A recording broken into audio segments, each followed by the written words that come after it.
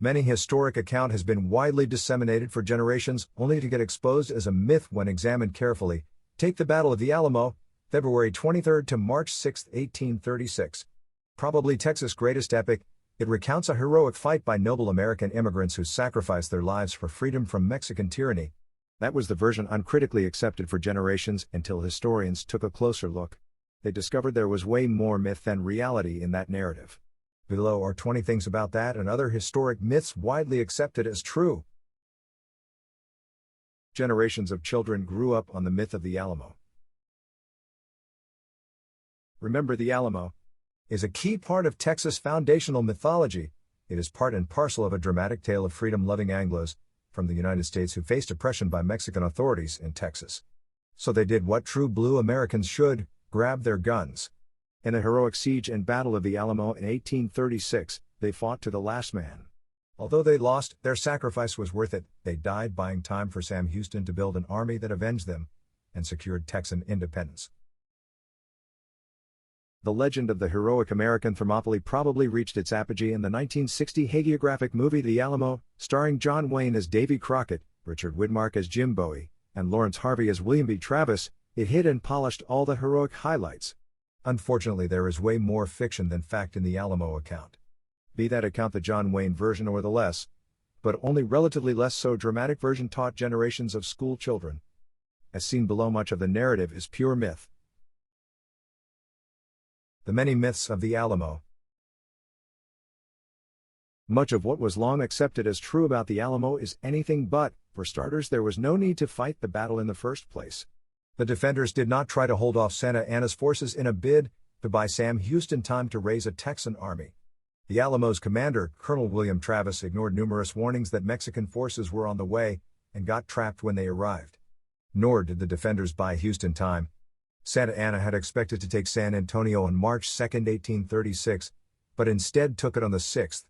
The Alamo cost him all of 4 days and had no impact on his ultimate defeat 6 weeks later at the Battle of San Jacinto.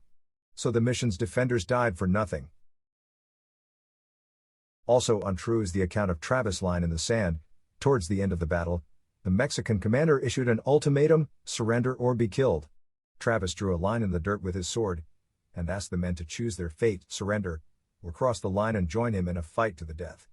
To a man, they crossed the line. There's no evidence that ever happened. In reality, the defenders did not fight to the last man. As the battle was lost, about half the Alamo's defenders tried to flee, only to get run down and killed in the open by Mexican lancers. Nor did Davy Crockett go down fighting, as John Wayne depicted him doing. He surrendered and was subsequently executed. The freedom to deprive others of freedom. For generations, scholars tiptoed around an uncomfortable aspect of the Alamo and Texas Revolution myth of a noble fight for freedom against tyranny, slavery. It was not until the 1980s that academic researchers finally tackled the relevance of slavery to the Texas Revolution. Their findings demonstrated conclusively that the key issue that drove a wedge between the American immigrants and the Mexican government was slavery. In a nutshell, Mexican law prohibited slavery, and the American immigrants wanted to bring and maintain slaves on Mexican soil. All the Mexican governments that held power before the Texas Revolution were dedicated abolitionists. By contrast, many American immigrants to Texas wanted to farm cotton on its virgin soil, and wanted to do it with slaves. Stephen F. Austin, the father of Texas, spent years arguing about the necessity of slaves for Texan prosperity. In correspondence with Mexican bureaucrats in 1832, for example, he wrote, "Nothing is wanted but money, and Negroes are necessary to make it." The key freedom fought for at the Alamo was the freedom to own slaves. The myth that the Aztecs thought the Spanish were gods. Most of us have probably come across a narrative that explains why the greatly outnumbered Spanish conquered the New World. Most common is the story that Hernán Cortés' conquest of the Aztecs was eased by the fact that the locals and their ruler, Emperor Montezuma II, thought that he and his men were gods. That is a myth. It is true that the Aztecs were extremely religious, and had many notions that seem weird today. However, they were not so idiotically that they believed that the conquistadors were gods. Montezuma, for example, was fully aware that the Spaniards, who had landed in Mexico, were humans who came from faraway lands. Indeed, he was sufficiently informed so as to know that Cortés had mounted his expedition without the consent of his sovereign, Charles V, Charles I of Spain. The Aztec ruler even tried to go over Cortés' head, and attempted to negotiate directly with King Charles. He failed, but it is clear that Montezuma knew that he was faced with people, not gods. This myth played an oversized role in medieval politics. The donation of Constantine is little known today, but it is hard to think of a myth that had a greater historic impact. It was encapsulated in a document that recorded a generous gift to the Church from the Roman Emperor Constantine the Great. In it, he transferred authority over Rome and the entire Western Roman Empire to Pope Sylvester I and his successors. The donation of such vast territories to the popes elevated them from mere priests and religious leaders. It made them independent princes and sovereign rulers. In reality, the donation was forged in the 8th century by some unknown monks, hundreds of years after both Constantine and Sylvester were dead and buried. The forged text describes how Pope Sylvester I miraculously cured Constantine from leprosy, which convinced the emperor to convert to Christianity. By way of gratitude, the emperor made the pope supreme over all other bishops, and over all the churches of God in the whole earth. Vast landed estates throughout the Roman Empire were also granted for the upkeep and maintenance of the churches of St. Paul and St. Peter. To top it off, the Holy Father and his successors were granted imperial regalia, a crown, the city of Rome, and all of the Western Roman Empire. The forgery had little impact when it was concocted. Centuries later, however, amidst a period of political upheavals that racked medieval Europe, it played a huge role in the relationship of church and state. The exposure of a forgery exploited by popes for centuries. After it was forged, the donation of Constantine was stashed away and forgotten for hundreds of years. Then in the 11th century, Pope Leo IX dusted it off and cited the myth of the emperor's great gift as evidence of his authority over secular rulers. Surprisingly, it was accepted as authentic, and almost nobody questioned the document's legitimacy. For centuries thereafter, the donation of Constantine carried significant weight whenever a pope waved it before European rulers. It was not until the Renaissance and the spread of secular humanism that the donation's authenticity was finally challenged. With the revival of classical scholarship and textual criticism, scholars took a fresh look at the document. It quickly became clear that the text could not possibly have dated to the days of Constantine the Great and Pope Sylvester I. For one, it contained language and terms that did not exist in the 4th century, but only came into use hundreds of years later. Additionally, it had date errors that a person writing at the time could not possibly have made. The popes did not officially renounce the document, but from the mid-15th century onwards they ceased to reference it in their bulls and other pronouncements. The myth that Germany could have conquered Britain in 1940. A common World War II myth is one that Britain was vulnerable to invasion by the Germans in 1940. To be sure, the Blitzkrieg had dealt the Western powers a stunning defeat in the Battle of France. Britain's chief ally threw in the towel and surrendered, and the British were forced into a humiliating evacuation from the beaches of Dunkirk. Britain was left to continue the war alone against the victorious Germans alone, that is, except for the British dominions and the vast empire at Britain's command. Still, things were grim, and the easy course would have been to negotiate a peace that left Hitler as Europe's hegemon. To their credit, the British, led by their indomitable Prime Minister Winston Churchill, soldiered on and fought the good fight. Propaganda painted Britain as a plucky underdog that gritted its teeth and girded its loins to repel an invasion that could come at any day. However, Churchill and Britain's higher-ups knew that a German invasion, had it been attempted, would have stood no chance of success. As seen below, their main concern was not to repel an invasion, but to maintain public morale to continue what they knew would be a long and costly war. British authorities did not try to dispel fear of a German invasion because fear was good for the war effort. Churchill's confidence that the Germans could not successfully invade Britain came down to one word: logistics. Hitler's forces simply lacked the landing craft and transport capacity to ship and supply an invasion force large enough to subdue Britain. The main reason why the D-Day landings occurred in 1944, instead of 1943 as U.S. commanders had originally wanted, was the lack of sufficient landing craft in 1943. That problem was even worse for the Germans in 1940 to 1941. Indeed, even as the aerial battle of Britain raged in the summer of 1940, Luftwaffe Chief Hermann Göring did not believe that a German victory would pave the way for an invasion. When the German effort shifted from attacks on the RAF to attacks against British cities, it was not a prelude to invasion. Hitler had already cancelled that by the time the Blitz began. The bombing of cities was intended to break British morale and pressure Britain's leaders into peace negotiations. While Britain's leadership did not fear invasion, they wisely kept that to themselves. Public morale and a spirit of defiance were high in the face of an imminent invasion, and there was no reason to tamper with that myth and risk complacency. Also, the image of an endangered Britain played well across the Atlantic. It enhanced American sympathy for Britain and solidified U.S. willingness to support the British. The greatest hoax in the history of anthropology. 1912 saw the start of one of the greatest hoaxes ever perpetrated upon the world of science. It began when an amateur English archaeologist, Charles Dawson, announced the discovery of human-like fossils in Piltdown, East Sussex. Dawson had unearthed fossilized fragments of a cranium, jawbone and other parts in a Pleistocene layer. Britain's premier paleontologist declared the fossils were evidence of an unknown proto-human species.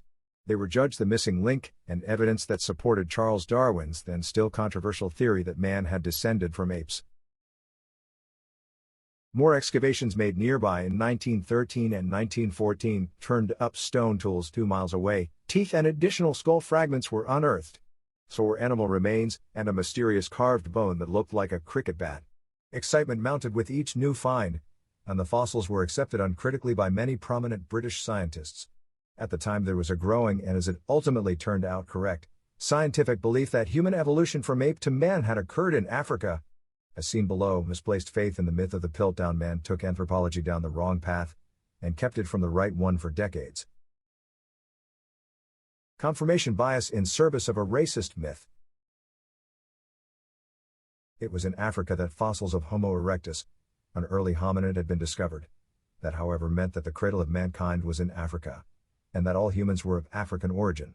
At the turn of the 20th century, the idea that they were ultimately African was too jarring for many Europeans, including many British scholars. Piltdown man offered a feasible alternative, and thus a convenient out, from the challenge posed to the racist theories of the day by humanity's African origins. Also, if the missing link discovered in the English countryside was accurate, it would mean that Britain had played a prominent role in human evolution. It would also buttress the belief that Europeans, or at least the British, had evolved separately from Africans. Thus the era's racist assumptions and beliefs in the myth that Europeans were a distinct and superior branch of the human tree could continue unchallenged. All of that combined to fuel confirmation bias on the part of British scientists, and made them interpret the evidence in the light most favorable to their pre-existing prejudices. The eventual exposure of Vindictive hoax.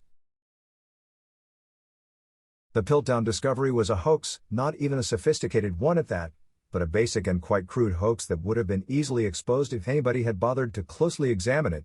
Unfortunately, nobody did so at the time. Because of incompetence, ethno-nationalism and racism, the discovery was embraced and defended by much of Britain's scientific establishment. It took 4 decades before Piltdown man was finally debunked. That made it one of history's most successful scientific hoaxes.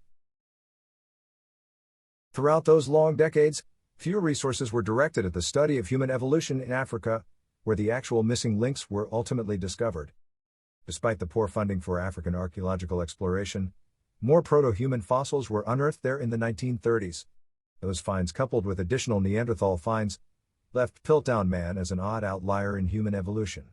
Still, the Piltdown myth had its powerful defenders, and it was not until 1953 that the fossils were subjected to rigorous scientific re-examination. They turned out to be fragments of a modern human skull, only 600 years old, with the jaw and teeth of an orangutan and the tooth of a chimpanzee. Chemical tests showed that the bones had been stained to make them look older, and that the ape teeth had been filed down to look more human-like. The perpetrator was a disgruntled museum employee who wanted to get back at his boss, Britain's chief paleontologist, who had denied him a pay raise. Hitler's plan to conquer Switzerland. After France surrendered to the Germans in the summer of 1940, Switzerland was completely surrounded by Axis-controlled territory. A major aim of the irredentist Nazis was to gather all ethnic Germans into a single country, and that included Switzerland's German speakers. Hitler was appalled that the German-speaking Swiss felt closer to their French and Italian-speaking countrymen than they did to Germany. He opined that Switzerland possessed the most disgusting and miserable people, and that the Swiss were a misbegotten branch of our folk. He considered democratic Switzerland an anachronism and ordered plans drawn for its conquest and absorption into the Third Reich. The result was Operation Tannenbaum, It envisioned a two-stage conquest with 21 German divisions, a force later deemed excessive and downsized to 11 plus 15 Italian divisions. It would begin with conventional attacks from Austria, southern Germany, and occupied France, assisted by paratroops dropped behind Swiss lines. They would overrun the lower-lying parts of Switzerland, where most of the population and economic activity was located.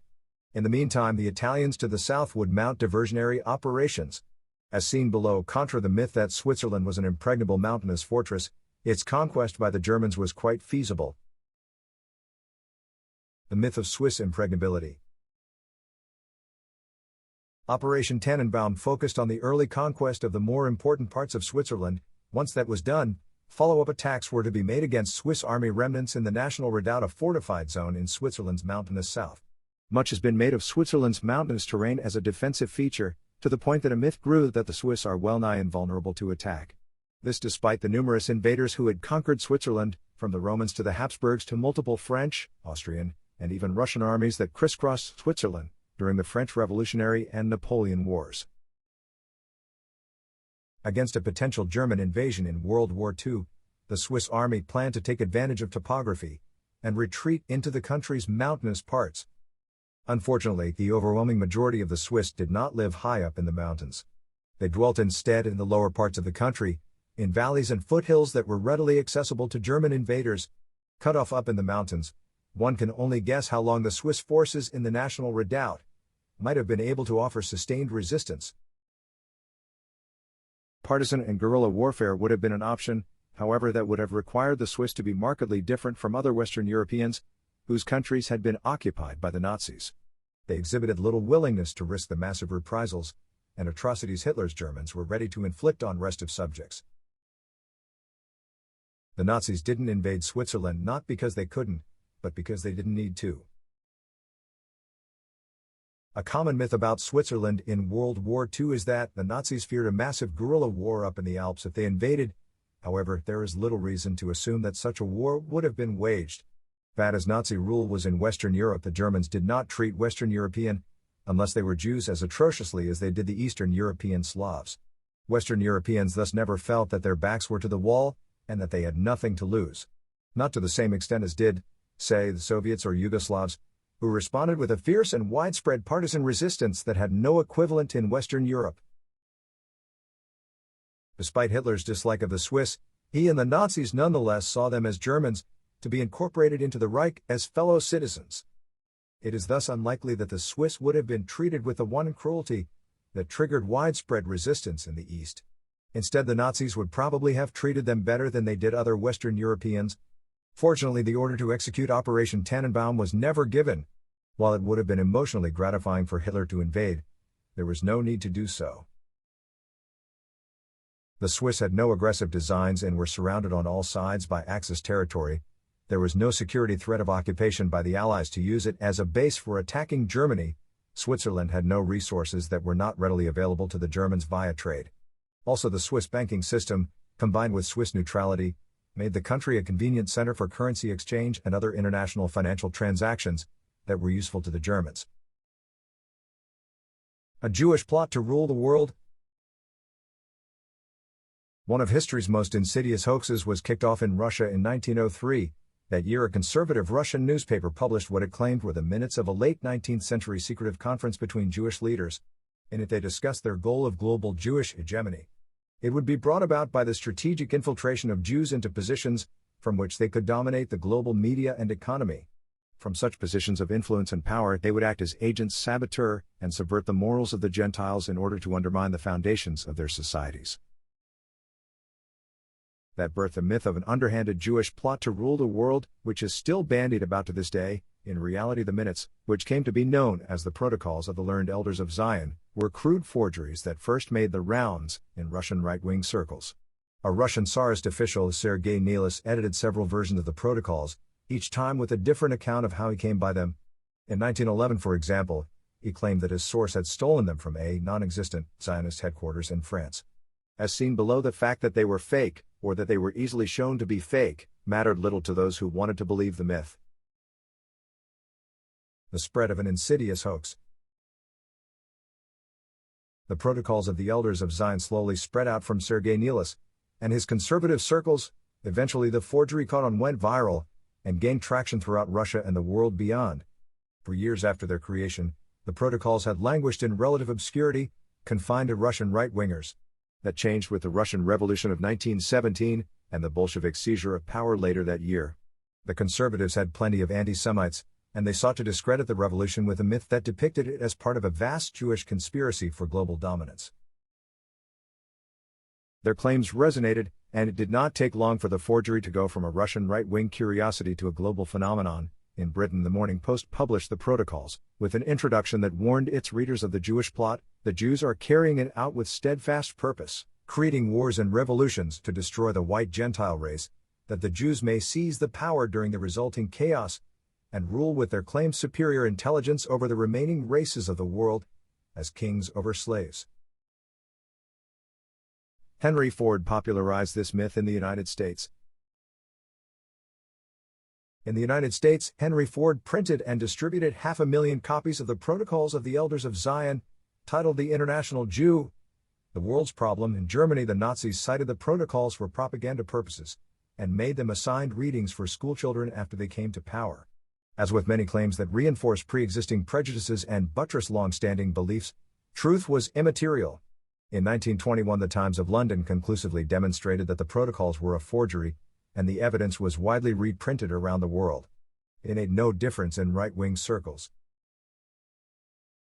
The debunking of the protocols was dismissed as self-serving fake news from the Jewish-controlled media. Convinced anti-Semites remained just as convinced of the protocols' authenticity. Today, the Protocols of the Elders of Zion are no longer acceptable fare in the Western mainstream. However, they continue to circulate within anti-Semitic circles, white nationalist groups, the alt-right, and the like. Since the 2016 elections, their circulation has seen an uptick in the U.S. Outside the West, the protocols continue to be reprinted, recycled, and quoted with little challenge to their authenticity. The myth of this tank's invincibility. In the Second World War, few weapons struck as much terror into the hearts of British, American, Soviet, and other Allied soldiers as the prospect of an encounter with a German Panzer V Tiger tank. Those big-armed behemoths intimidated their opponents to such an extent that it gave birth to the term Tiger Fever. It was coined to describe the panic that sometimes gripped Allied soldiers when they thought that a Tiger tank was nearby.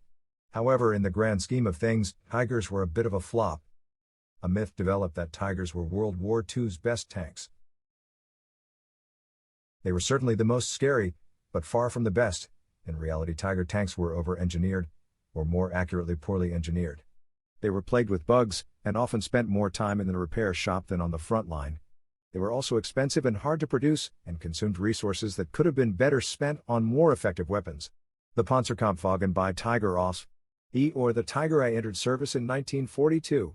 It was a heavy tank whose main assets were thick armor that its common adversaries could not penetrate except from close range, and a powerful gun that could destroy enemy tanks from long distances. A scary but overrated weapon. The Tiger I combined heavy armor with a powerful 88mm gun that could wreck its foes from prodigious distances, that gave the Tigers an extensive safe standoff distance within which they were practically invulnerable. They exerted a powerful psychological hold on their enemy's imagination. Few, if any, Allied tankers relished the prospect of coming across Tigers. On the other hand, contra the myth of their invincibility, Tigers were heavy, slow, guzzled fuel at prodigious rates, had a limited range, and were difficult to transport. Tiger tanks were also notorious for their mechanical unreliability and their tendency to break down. For example, they often became immobilized when their overlapping wheels got jammed with snow and mud. Snow and mud were a common condition in the Eastern Front, where the Germans were engaged in a life-and-death fight with the Soviets. Tigers were also expensive to produce and difficult to manufacture. Only 1,300 were built throughout the entire war, a number lower than the typical monthly production figures of Soviet T-34 or American Sherman tanks. Debunking the Tiger myth. When Tiger tanks worked, they were terrifyingly good. Fortunately for Germany's enemies, the Tigers often did not work, and there were too few of them to make a difference in the war's ultimate outcome. On the Western Front, the Allies lacked tanks as powerful as the Tigers, but they could nonetheless take them out with upgunned Sherman Fireflies, a British adaptation of the American Sherman tank, with a more powerful gun and M10 tank destroyers. The Western Allies also had plenty of ground attack planes that could destroy Tigers from the air. On the Eastern Front, the Tiger's superiority was increasingly challenged by T-34-85s, IS-2s, and IS-122s whose guns could destroy Tigers from various ranges. In 1944, Tiger I production was discontinued in favor of the Panzerkampfwagen Tiger Osb, more commonly known as the Royal Tiger or Tiger II. 492 were manufactured by war's end. The Tiger II weighed 77 tons and replaced its predecessor's thick flat armor with thicker sloped armor that was significantly more difficult to penetrate. Royal Tigers were exceptionally well protected. From January to April 1945, they were credited with the destruction of over 500 tanks on the Eastern Front, at a cost of only 45 Tiger II. Most of the latter were destroyed by their own crews to prevent their capture, after they broke down or ran out of fuel. Royal Tigers suffered most of their predecessors' mechanical problems plus a few more, were even slower and could plod along at no more than 12 miles per hour cross-country.